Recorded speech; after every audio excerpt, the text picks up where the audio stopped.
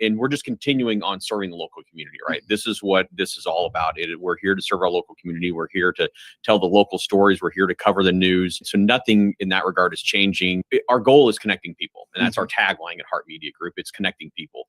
Hart purchased the Miller Media Group in August of 2025 and looks forward to serving the community for years to come.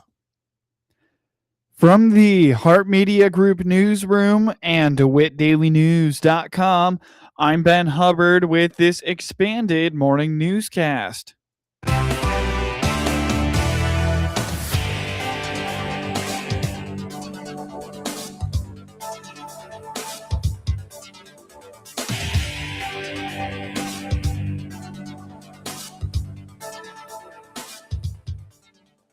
Good morning, and thanks for being with us. I'm your host today, Ben Hubbard. The news is brought to you by Baum Chevy Buick in Clinton, your Silverado headquarters, as well as Connexus, offering fiber internet in Clinton. Click their icon on DeWittDailyNews.com to find out more. The city of Clinton has added 2 more concerts for the Summer Concerts on the Square series. City Administrator Tony Harris says Friday will be the last regularly scheduled concert as Ghost Stank takes the stage at 7 p.m. He says this is a hard rock band of local young adults. The city has rescheduled Boogie Republic, the 70s funk band, on the Clinton Square on August 28th due to rain, and they have also added Owen Knapp, a Nashville country act, to the lineup for September 5th. This Friday, starting at 7 o'clock, here on the Mr. Lincoln stage is Ghost Stink. It's a group of Clinton young adults that I believe just graduated high school, and they started their own band. They've only done one gig, so we gave them the opportunity to do their second one. So I hope that the town comes out and supports them, and we'll see what they've got. Yes, we have. We've rescheduled Boogie Republic, which got rained out last month. So that's going to be at 7:30 the last Friday of the month. And then on September the 5th, starting at 7 p.m., we have Owen Knapp with the Rusty Strings. So, so rescheduled that one for the end of the month. And then the new one, which is Owen is a Nashville act. He just joined a record label in Nashville, and he's done some work there in Nashville. So he's going to be coming all the way back here. He's from the central Illinois area. So we're bringing him back here to do this gig. So, yeah, we're excited about it. Harris says the concerts this summer have been lots of fun. And while they are not adding any more this year, they will begin planning for next summer around the end of this year. It's been really good. You know, we talking to the commissioners and the Kenny Buchanan that's in charge of the streets.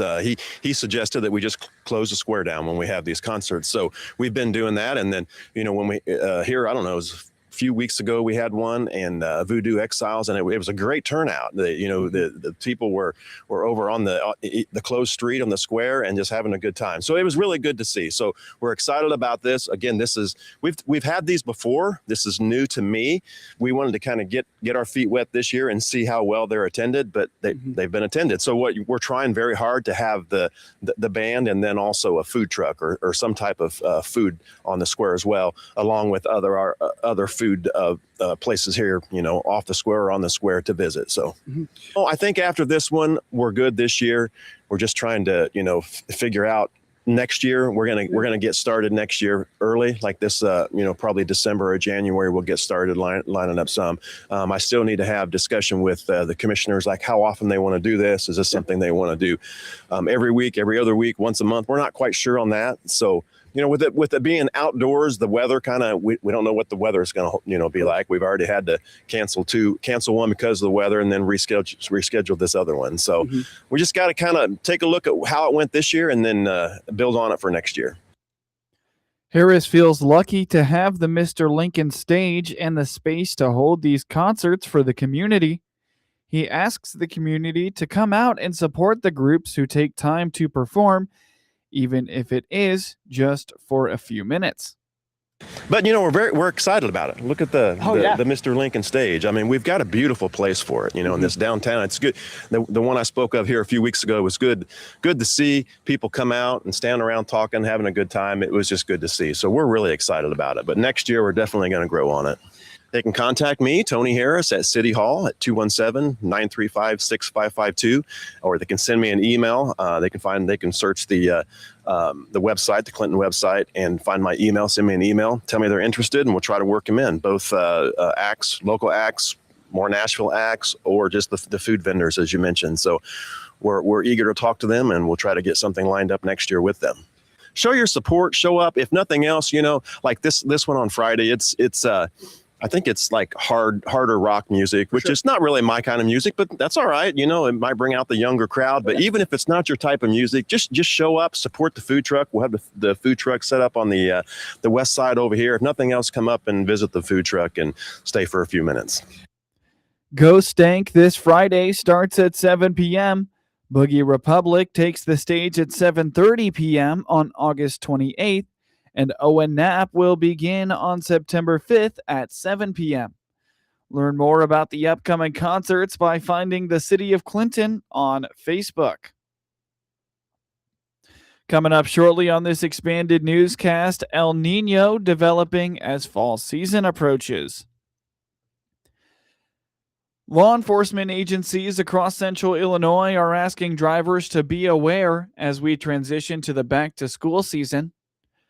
Monticello Police Chief Rob Bross explains that whether it's students getting ready for new bus routes and classrooms, or parents getting back into the swing of pickup and drop-off, this time of year always takes a little getting used to. He points out that snug-fitting helmets are crucial for those students who ride their bike to school. Really, it's the safety of the kids. We know that a lot of the outlying school districts are starting. Cerro Gordo, BMet, their school starts tomorrow.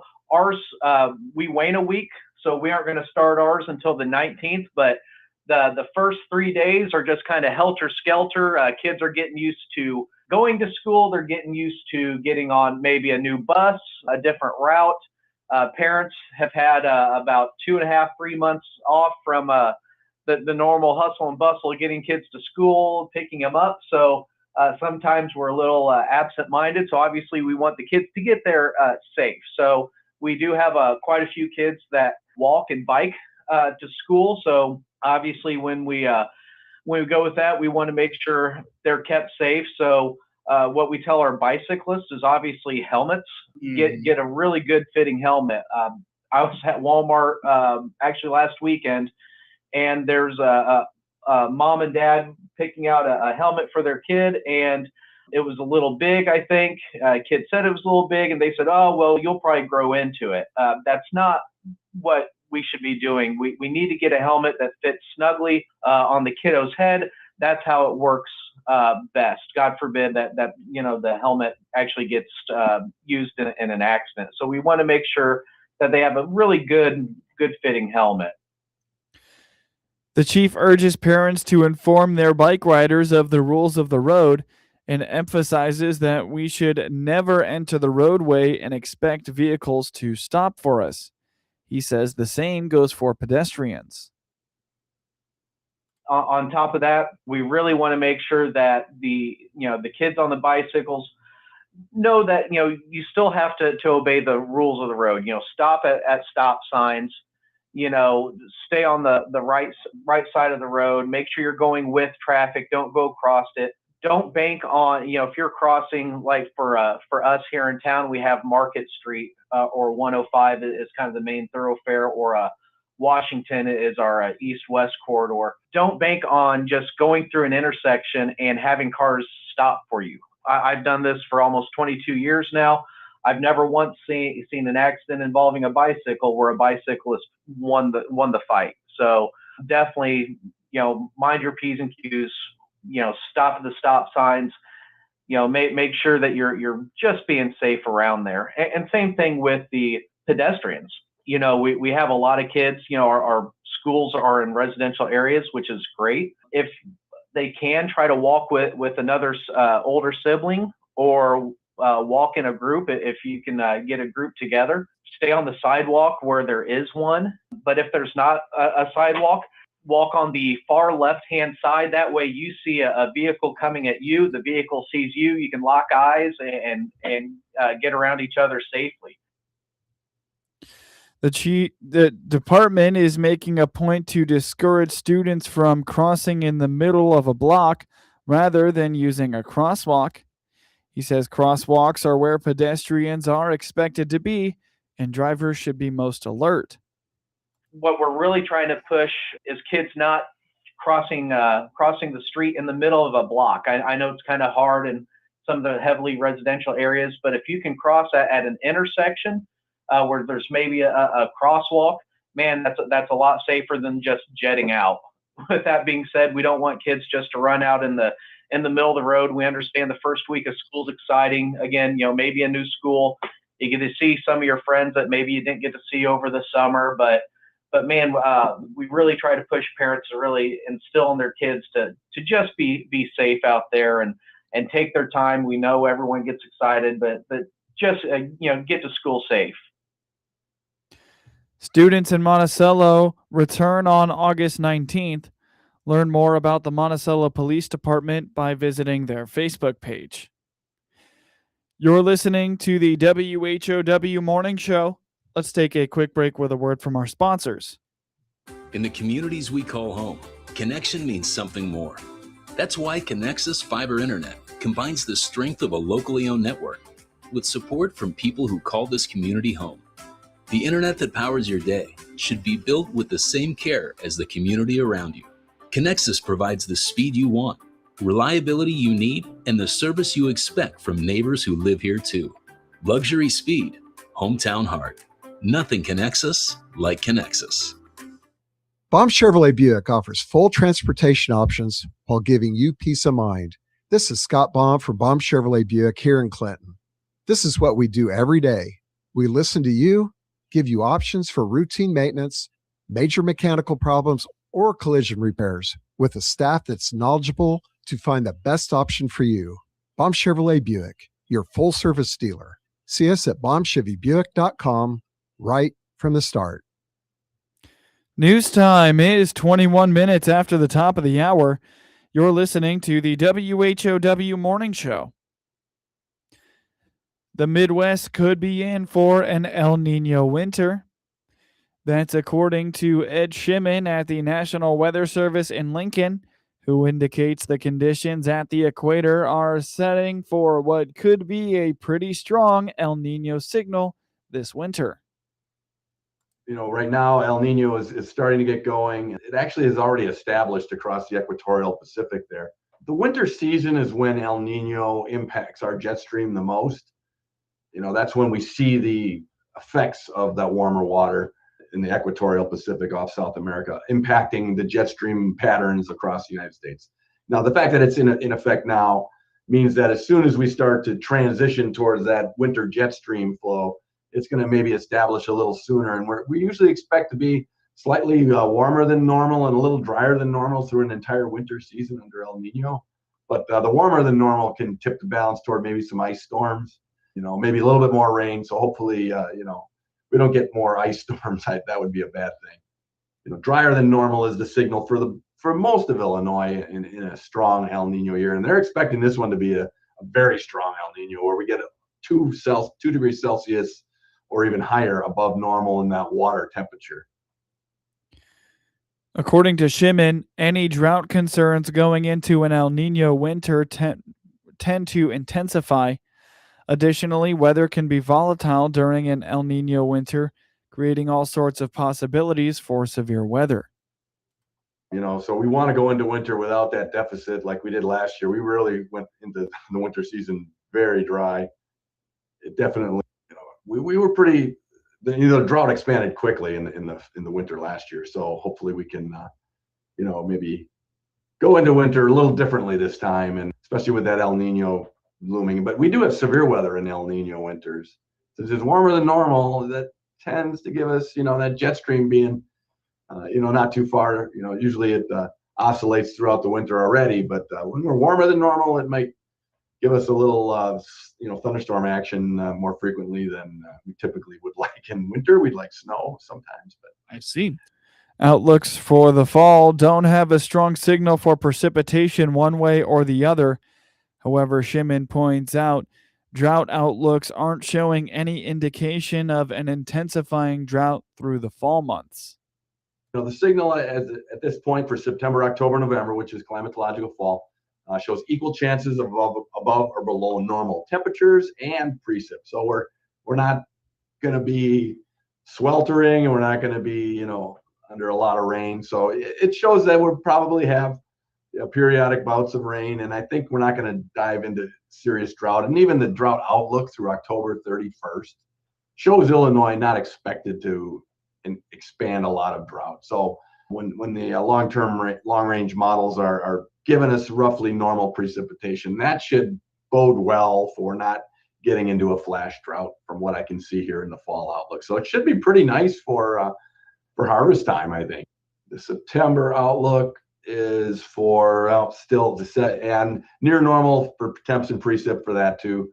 So no signals that maybe the early part of fall might be warmer than the end, but September being normal, we're starting to be drier. On average, we're drier as we head into that transition time entering fall. Could be some really nice fall days as we're starting to prep to get those leaves changed. Winter months are already dry months, so indications of a weather pattern that produces below normal precipitation and above normal temperatures can be concerning. Monitoring continues for spotted lanternfly in Illinois. Confirmation of the invasive pest has been limited to Cook County, says State Ag Pest Survey Coordinator Kelly Estes. Things are picking up with spotted lanternfly, just with in terms of reports. We still only have Cook County confirmed with its presence here in Illinois. Possible to be other places, but we are at the part of the year where we still have some nymphs that are out and about. The adults are becoming more and more prominent in that Chicagoland and suburb area. So a lot easier to spot, report. So I suspect that reports will continue to come in through September and October. So I think this will be our main time if we're going to find it somewhere else in Illinois. Here, we're seeing it in urban areas, seeing it on lots of different plants and garden type areas, and not really seeing, what kind of impact it's having in those areas. I don't suspect we're going to see a huge blow to garden plants and things like that. But for us in Illinois, as it would continue to expand into other areas of the state, into those specialty crops, and particularly our grape growers, we're interested in keeping an eye out on. Adult spotted lanternflies are 1 inch long with gray-brown forewings featuring black spots and striking bright red hindwings. Nymphs are small and black with white spots. You can report suspected spotted lanternflies with an image to lanternfly@illinois.edu. Ameren, Illinois is announcing a Brees, Illinois 6th grader has won a national art contest promoting safe digging practices. Ameren, Illinois' natural gas public awareness supervisor, Jake Duquette, says Caroline topped more than 1,000 poster entries from students in grades 4 through 6 nationwide, depicting the theme "Safety is in your hands, every dig, every time." Her poster is now becomes the under the ownership of DOT, and they're going to use that for all of their 811 campaigns around the country. So it's really awesome opportunity for these kids to really kind of throw out what 811 means to them, put their artwork and their artistic skills to test, and really promote that. According to Brees Elementary, students became familiar with 811 through safety programs introduced during the school year. Ameren partners annually with the National Energy Foundation to distribute utility energy safety education to Illinois and Missouri students in grades K through 12. Duke says there was a video contest for older students. Now for your local obituaries. Shirley M. Bennett, 98, of Argenta, Illinois, passed away at 11:16 a.m. August 8th at Primrose of Decatur. Visitation will be 10 a.m. to 11:30 a.m. Friday, August 14th, followed by services at 11:30 a.m. at Calvert and Wyckoff Funeral Home in Decatur, 4020 North Water Street, with Pastor Kent Bangert officiating. Burial will follow at Friends Creek Cemetery in Argenta. Get news anytime from your computer or your mobile device at DeWittDailyNews.com. With SRN News, I'm Rich Thomason in Washington. The Strait of Hormuz remains a perilous route for shipping, with a couple of oil tankers reportedly attacked by drone fire. President Trump highlights his crime fighting and his public safety agenda during today's visit to a police academy in New York. A judge in Nevada has tossed out the state's fake electors case. And sources tell multiple media outlets that Luigi Mangione may plead guilty today in the federal case stemming from the ambush killing of United Healthcare CEO Brian Thompson on a Manhattan sidewalk back in 2024.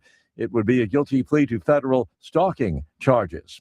On Wall Street this morning, stock futures have been mixed so far. The blue chip futures down, Dow futures off 116 points. NASDAQ futures are 62 points higher, while the S&P futures are up 4 points. More details, srnnews.com. Hey, I'm Brant, and her name is Sherry. Hello. She's a friend of mine whom we were just praying for because of a surgery she just went through. Yes, and I am very happy about something you actually talk about all the time, which is Medishare. That is right. Yeah. So what was your experience like with Medishare and the healthcare bills? Honestly, Brant, seamless. And what a blessing that is when you're already nervous about a health issue, which I was. Yeah. Members shared my expenses. There were zero problems. And let me tell you, having people pray with you when you call in with your need, that is just... It is refreshing. Yes, that's what it is. So I keep telling people love Medishare, and they love saving tons of money, too. The typical family can save $500 a month. I am very thankful for Medishare. It is so different, and I mean different in a very, very good way. It is good different. Call now. They're easy to talk to, and you can get a price within 2 minutes. Call 844-45-BIBLE. That's 844-45-BIBLE, 844-45-BIBLE. From the Hart Media Group Sports Desk, IL Sports Wire, and DeWittDailyNews.com, I'm Ben Hubbard with this local sports report. Sal Stewart, Eugenio Suarez, and Tyler Stevenson homered, and the Cincinnati Reds held off the Chicago White Sox for a 9-8 victory on Thursday. The White Sox played a wild, rain-soaked rubber game at Wright Field against Cincinnati on Thursday. Reds rookie Sal Stewart, the lightning rod in this one, hammering a homer in the first and then forcing a Davis Martin ejection in the third after Stewart was plunked on the brim of his helmet. Stewart gave the Reds a lead in his next at-bat, and Tyler Stevenson launched a 3-run shot with Stewart aboard in the fourth. Swinging a fly ball, well hit out into deep left center, and it's a 3-run homer for Tyler Stevenson. The Sox chipped away in the rain, but ultimately came up 1 run short, 9-8. Showdown in Motown up next as the Sox begin a 3-game series with the second-place Tigers at Comerica this weekend. I'm Jeff Meller, and I'll have your pregame coverage starting at 5 p.m. Friday night on the ESPN 1000 Hard Rock Casino White Sox Network. The Sox kick off a weekend series with the Detroit Tigers tonight on WHOW. Pregame starts at 5 p.m. Cade Cavalli took a no-hitter into the 7th inning, and the Washington Nationals beat the Chicago Cubs 7-0 on Thursday to avoid a 3-game sweep. Michael Busch delivered the Cubs' lone hit with an opposite field bloop single to left with 2 outs in the 7th. The Nationals Park crowd then applauded Cavalli, who was trying to throw Washington's first no-hitter since Max Scherzer did it twice in 2015. Cavalli is 10-5, who turns 28 today and retired the first 15 batters before walking Dansby Swanson to open the sixth. Swanson was quickly erased on Michael Conforto's double play grounder. Cavalli walked Swanson again with 2 outs in the eighth, but struck out Conforto looking to finish his day. The right-hander struck out 10 while setting career highs in innings with 8 and pitches with 103. Clayton Beeter worked a perfect ninth for Washington. The Nationals didn't muster a base runner against Kevin Gossman, who is 6-11, until Abimelec Ortiz's 1-out single in the fourth. 2 pitches later, Dylan Cruz laced an RBI double to left center. Washington's first 2 men in the fifth reached base before Andrew Pickney's sacrifice fly. After C.J. Abrams singled, Ortiz hit a 3-run shot to right center to make it 5-0. Dalen Lyle added an RBI single later in the inning to end Gaussman's day. Ortiz had 4 homers in 11 games this season and hit .389, 7 for 18, with 3 homers and 7 RBIs during the Nationals' 6-game homestand. Gossman allowed 6 runs in 4 2/3 innings, while striking out 7 in his second start since joining the Cubs from Toronto at the trade deadline. Right-hander Clay Holmes is 4-5 with a 2.86 ERA and makes his second start as a Cub as Chicago returns home Friday to begin a 3-game series against St. Louis. Left-hander Andrew Alvarez is 2-3 with a 3.76 ERA and starts Friday as Washington opens its 3-game series at the New York Mets.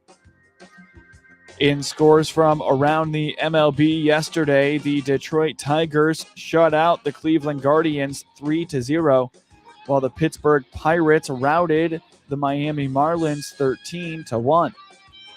The Seattle Mariners beat the New York Yankees 1-0, while the Boston Red Sox blanked the Toronto Blue Jays 7-0. The Philadelphia Phillies took down the Minnesota Twins 7-1, while the Los Angeles Angels shut out the Texas Rangers 7-0. And the Milwaukee Brewers beat the Los Angeles Dodgers 5-4. Rookie Drew Aller threw for a pair of touchdowns and ran for another, and Will Howard directed a long-scoring drive of his own as the Steelers breezed past the Green Bay Packers 28-9 on Thursday night. Aller, a third-round pick from Penn State, was 10 of 13 for 154 yards, including a 5-yard touchdown pass to Caden Wetjen and a 4-yard flip to Riley Nakowski. The 22-year-old Aller also sprinted into the end zone for a 3-yard score as the Steelers made head coach Mike McCarthy's debut, leading his hometown team to a successful one. Howard, a 6th-round pick last year who hadn't played since leading Ohio State to the 2025 College Football Playoff Championship, was 7 of 9 passing for 86 yards and looked comfortable directing the 2-minute offense that ended with a 1-yard touchdown dive by Lou Nichols. The Steelers outgained Green Bay 385 yards to 160 and collected yardage in huge chunks at times on plays that had receivers running wide open against a vanilla defense more focused on fundamentals than elaborate schemes for a game that didn't count. Pittsburgh star Aaron Rodgers, who said this week he doesn't think he needs to play during his 22nd and final training camp, caught up with Love and other Green Bay players and staff and then watched from the sideline with a headset on as his last NFL team faced his first. The 42-year-old's spot atop the depth chart is secure. What happens behind him is anyone's guess as Howard, Aller, and veteran Mason Rudolph compete for the right to still have a job when rosters are trimmed to 53 on August 30th. Rudolph started and completed 10 of 11 passes for 93 yards and put together a long drive that ended with Steelers tight end Pat Freiermuth tackled at the Green Bay 1 on 4th down. Green Bay starter Jordan Love was 3 for 5 passing during one series of work while leading the Packers on an opening drive that ended with the first of rookie Trey Smack's 3 field goals. Love wasn't hit during his brief appearance, a welcome development after he injured his left non-throwing hand against the New York Jets during the preseason last year. The Packers have the Denver Broncos in Denver up next on August 21st, while the Steelers host the New York Jets on August 21st. The Chicago Bears have at least one viable site for a stadium in Northwest Indiana, and they are examining a second location as they move closer to finalizing a place for their new home. The Bears announced in June that they were moving forward with the stadium development project in Hammond, Indiana. They have completed their review of what they are calling the Lost Marsh site, and they are doing their due diligence on the Wolf Lake Terminal site. They could merge the two options together in some way. The Bears also had been considering Arlington Heights, about 30 miles northwest of Chicago, as a potential location for an enclosed stadium. Wherever they end up, a name change is off the table. The Bears' lease runs through 2033, but they can pay a fee to break the lease early. Soldier Field is about 40 miles south of Hallis Hall, the team's headquarters in Lake Forest, and Hammond is about 20 miles south of the team's lakefront stadium. The Bears ramped up their focus on Indiana after a proposal to provide financial incentives for the team to build its new home in Illinois stalled in the state legislature. A committee in the Indiana House of Representatives passed a bill in February that established a Northwest Indiana Stadium Authority to finance, construct, and lease a stadium. The Illinois Senate passed a bill that would have cleared the way for Arlington Heights and